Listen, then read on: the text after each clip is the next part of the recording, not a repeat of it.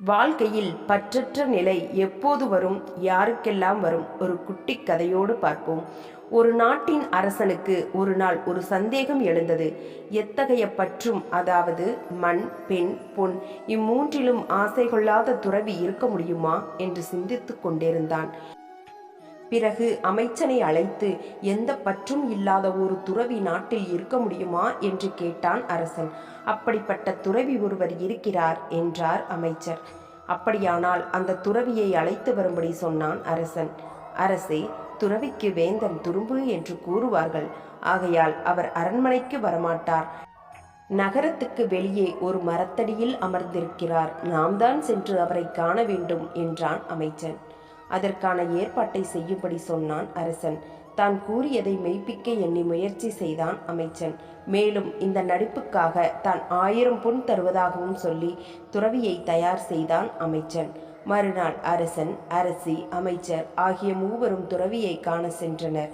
துறவியை பார்த்ததும் அரசனும் அரசியும் அவர் காலில் விழுந்து வணங்கினர்.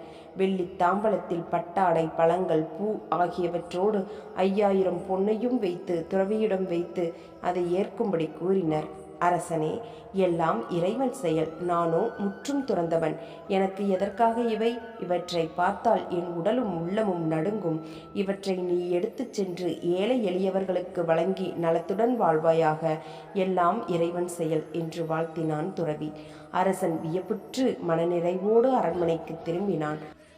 அதன் பின் அமைச்சன் துறவியிடம் சென்று, உண்மையான துறவியை காட்டிலும் சிறப்பாக நடித்து விட்டாய். நான் சொன்னபடி இதோ 1000 பொன் என்று கூறி அவனிடம் கொடுத்தான். எனக்கு வேண்டாம். நாட்டின் அரசனும் அரசியும் இந்த ஏழையின் காலில் விழுந்து வணங்கியது மிகவும் பெருமைப்படத்தக்கது. இப்படி ஒரு செயல் புரிந்து இந்த ஏழை நடிகனை நீங்கள் பெருமைப்படுத்தி விட்டீர்கள். அதுவே எனக்கு போதுமானது.